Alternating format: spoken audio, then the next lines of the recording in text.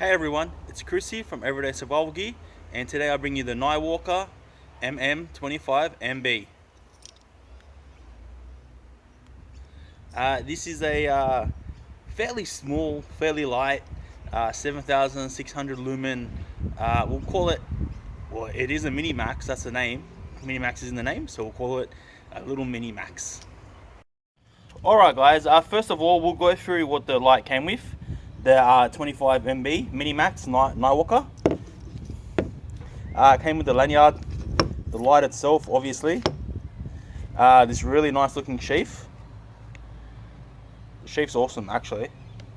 The box is a little bit lackluster. Like if you look at that, it's a bit like plain, but it does still tell you all the specs on it. You got a spare O-ring, only one, because that's all you need. There's only one spot where you can open up this light, and the manual came with it too. That's pretty much all you get in this package. Not a whole lot, but there's not a whole lot that you need for this light. It's not like you're going to be EDCing it unless you're the Hulk, or you got a job where you kind of need this sort of power. That's the only time you're going to be EDCing this sort of light. Before we get started, I'd just like to give a shout out to the outdoorsplus.com. I'll leave a link in the description. Basically they sent me this light for review purposes, so thanks guys. And I've got some awesome beam shots coming up, so stick around till the end. Alright guys, the MM25MB Niwalker utilizes 3 US made XHP70s, so you can see them there. Maximum output 7,600 lumens. Working voltage is 12.1 volts to 16.8 volts. So basically, if you want to use this light, you kind of need 4 cells in there. You can kind of wing it and maybe use 3 cells, but I tried and it wasn't working for me. But technically speaking, 3 cells should have enough voltage, but you're only just going to get over the line, so your runtime isn't going to be that much anyway. So you really do need 4 high drain cells in here. And I would recommend high drain cells like IMRs, something with upwards of 10 amps discharge rate. Light orange peel reflector creates great throw, distance and beam pattern. Aircraft grade aluminium, mil spec hard anodized for maximum wear. So basically the usual type 3 hard anodizing. It's actually like a really nice color. It's like a really nice looking light, even though it is still a fairly big light. It's not way too big. Toughened ultra clear tempered glass lens with anti-reflective coating. So you got the AR coated glass. You should be able to see it at that angle, I think. Large copper heatsink pad for superior thermal conductivity. So basically inside the head they just put a large piece of copper, which should help with the heat dissipation. It uses 4 18650 batteries for extended period runtime. So basically these soda can style lights, they're always going to use 3 or 4 type cells. That's why they're soda can style. Obviously the more cells you have, this is a powerful light, so it's going to use those cells pretty quick anyway, but that'll help it run a little bit longer. Low voltage warning to alert user to recharge batteries in time. Alright, so we'll run through the specs. The UI is a little bit touchy, like it's okay, but like I can understand why Niwalker done it like that, but it is a little bit different. So turn the light on by pushing side switch once. Okay, so now the light's on. You can see the light that glows green there. When the batteries are running flat, this will turn red. So once the switch is released, the light will come on. So it's just like any normal switch. But then to cycle through the modes, you've only got 1 second. So when you want to change up modes and it's been over 1 second, you've got to turn the light off, and then you've got to turn the light on, and then you can cycle through the modes. So right now, if I push and hold, it's not going to do anything. If I try and push, it's only going to turn off. So I pretty much got to push and hold, and then cycle through the next mode again. Basically they've done this because it's not the sort of light that you'll be taking if you want to use the lower modes anyway, I'm guessing. So I can see their thought between this, because it kind of acts as its own lockout feature, so you don't accidentally push the wrong mode. the light has a memory mode for the last used memory. So basically I push and hold, and that's the last used memory that I had it on. When the light is in standby, push and hold, and you get instant max.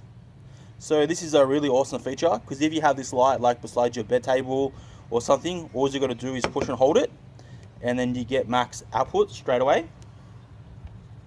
So click from on to access hidden modes. So basically when the light's already on like so, you double click from on. This will put you in SOS, and then you double click again for beacon mode. Now that's beacon mode, and then you single click to turn off. Now if you want to access strobe, you've got to double click from off to access strobe, and then there's your strobe mode. So the UI isn't exactly that hard. It's just the only fact that kind of when you want to change modes, you got to turn the light on and then off, which can be a little bit of a pain. There is no memory mode for hidden modes. This is a bit of a troll level. It says lockout is accessed by twisting the light body. Now I know you can lock it out that way because it is anodized threads. Okay, so mode 5 is maximum output, so you got to push it on and cycle through to mode 5, which should be that mode there. Yeah, it is. So that's mode 5 there. Maximum output mode 5, it steps down to mode 4 when thermal protection kicks in. So basically it's not a time step down, so if you can keep this light cool, it'll stay on mode 5 for as long as it's cool, which is a great feature if you live in the snow, but it's not going to force the light to stay on, so it won't do a damage, which is also good. So we'll go through the modes. So you got mode 1 here, which is on. That's 36 lumens for 350 hours. Mode 2, which will be this one, 148 lumens for 50 hours. Then we turn it off and then back on. Mode 3, 1127 lumens for 7 hours. Then off and then on. Mode 4, 2700 lumens, 2.5 hours. There you can say that's on. And then mode 5, 7600 lumens for 2 hours. So you can see that's super bright. Even though it's daytime, you can still see it's working. And then simply single click to turn off. It's got a peak beam distance of 22,500 CD. So your beam distance should be about 300 meters max. I'm not sure if that's because of the reflectors or more so because of the overall output is just so massive. 1.5 meter drop resistance and IPX8. It doesn't have a waterproof rating on the IPX8, so I'm not sure how far underwater you can use it. All of these testing measurements were done by ANSI standards. So the light is 12.9 centimeters long, so 125.5 millimeters. The light body diameter is 5.2 centimeters, so 52 millimeters, and the light head diameter is 64 mils, so 6.4 centimeters. So you can imagine it's still a fairly small light. It's not big at all. And without the battery, it only weighs 390 grams. I weighed it myself with the 4 cells inside. It equals a whopping 588 grams. For a soda can style light like this, which puts out 7600 lumens, that's super bright. It also does depends on the cells you use. I'm using the Samsung 25Rs, the high drain cells. So they could be a little bit lighter, but generally speaking, 588 grams is a really good weight for such a high output light. Now I'll show you around the light. So you can see the triple XHP70s there. The reflector is fairly deep. It's not too deep, but it is still going to have a little bit of throw. It is fairly wide, but the OP with the AR coated glass. The switch is obviously clear because it turns on when you turn the light on. So we'll take it apart.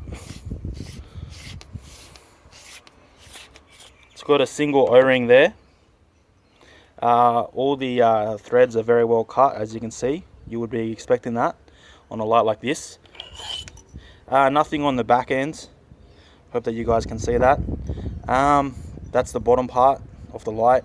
the lanyard sticks on here. It still sits flat. You're just going to make sure that the lanyard's out of the way. Now this is the actual battery pack here. I'll zoom in so you guys can see it. Alright, so this is the actual battery pack. You can see how well made the actual battery pack is. Looking at the springs on here, I'm pretty sure that they're beryllium copper, because if you look at the color, they look like that. If we take out one of the batteries, which I'll do now, if I can get it out. Take out two actually. One end is the springs. You can see the springs there. Focus. And the other end has little tabs on it. They don't stick up the most. I think you would be better off only using flat cells on this, because these springs are pretty tough. So they do bounce pretty easy now, but once they heat up, they tend to get a bit tense. So you'd be better off using flat tops. Also, not flat tops that are too recessed in, or else it might not reach the tab, because the tab isn't sticking up the highest. Overall, it's a pretty good build quality. The cross members here that hold it together, they're held in by these screws here. So obviously if I put weight on it, it's pretty sweet. It looks like it's pretty sturdy. The PCB that sits here is really thick, you can see. This appears to just be plain steel. It can be inserted either way, because this is the positive and this is the negative, I believe, and this is the positive and this is the negative. On the head of the light here, you can see there's a lot of contact points. This is double springed, so you can see the double spring there. It looks like beryllium copper too. I will be guessing on a high-end light like this that they would be using something like that. For the negative, I'm not sure. That's probably only just steel, but because it's so thick and wide, it doesn't really matter.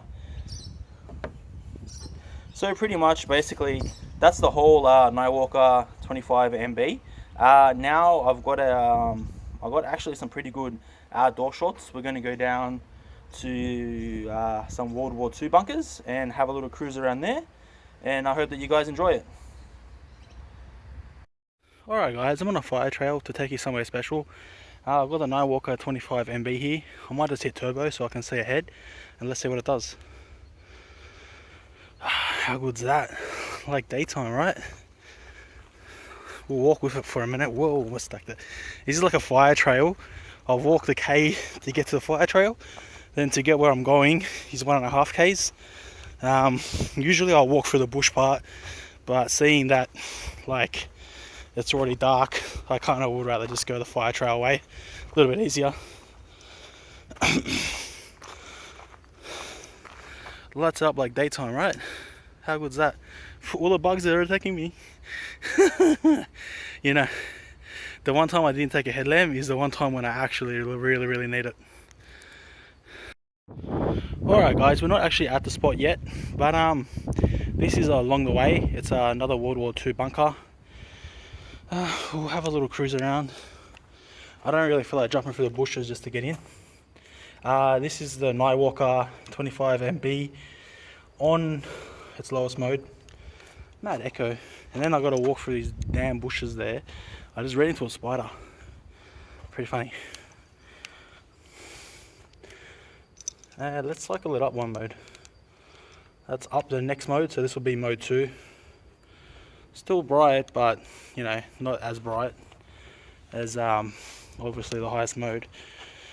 Now I got to walk down there. I'm going to throw it onto turbo just to show you guys where I got to walk next.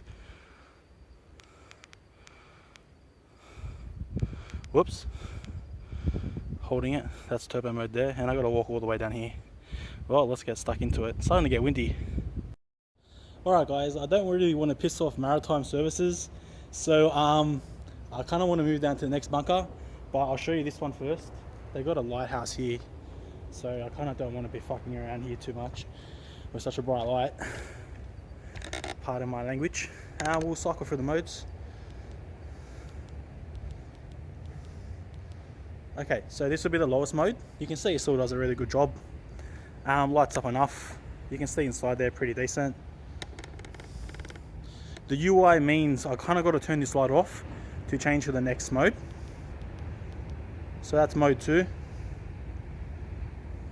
That obviously that offers a lot more light than the first time. It's mode 3. You can see that now, that's like daytime here on the video. Also, if you look out there, you can see like a lot of the land. You can see the next bunker up, which is the one I'll move down to soon. You can see all the ships coming into.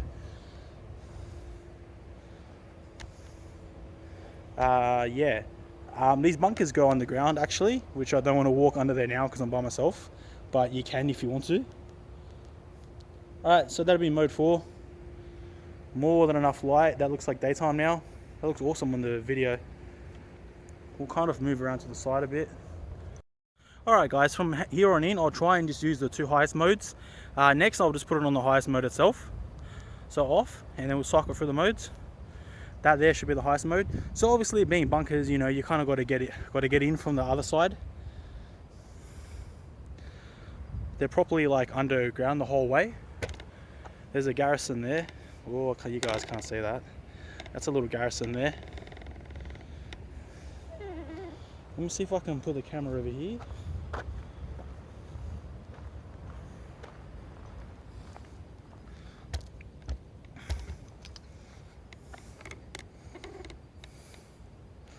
There we go. You can see that like daytime. How cool is that? That's how bright this thing is. Which is pretty much the whole reason why I brought it all the way out here. Was to show you guys that how bright it really is. Well, don't mind that. I just have to look behind me. Alright, that's mode 3, and even on mode 3 you can see it still looks perfect. Let's go check out this other bunker. I've got signs here now. Actually, let me just leave this here, the camera here, and I'll walk around a little bit on the highest mode.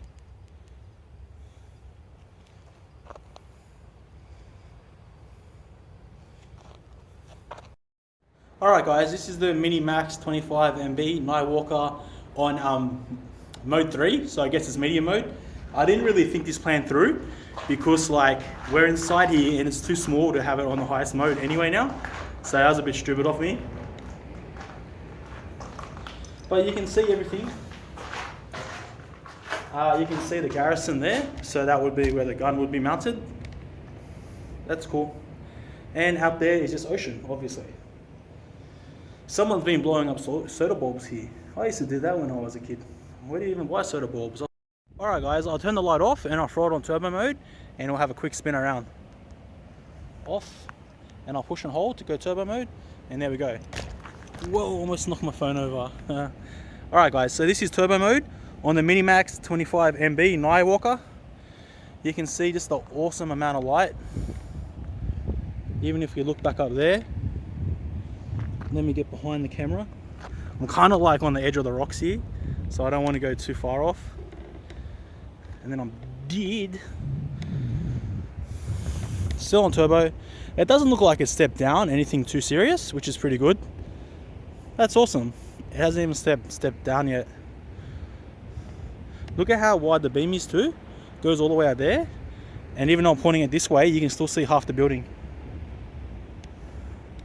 How cool is that?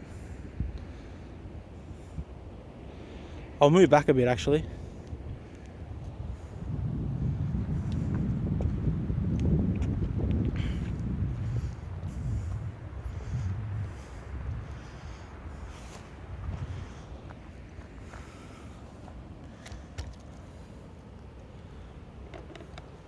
Oh, we'll cycle for the modes.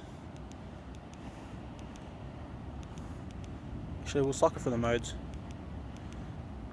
Alright, so that's low mode. It is on, you can see. That's low mode there.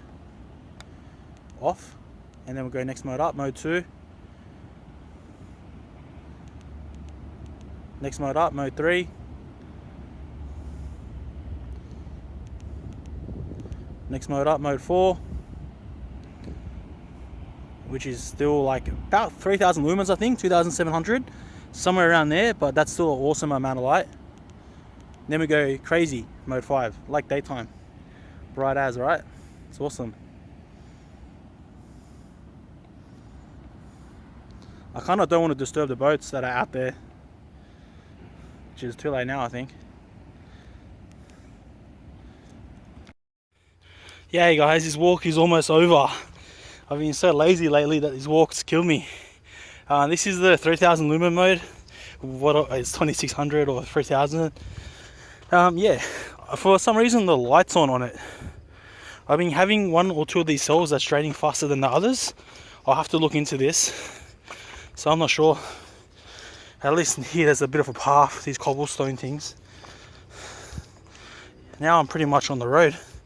Sweet. I only walked into like 3 spiders on the way back, which was cool. I reckon that we need a shot of the 9000 lumens just one more time, eh? Sorry, the 7600 lumens just one more time. What's going on up there? There's all cars up there. It's like cops there or something. How good is that? Come on. Awesome, right? Awesome, awesome. It's cool. It's awesome.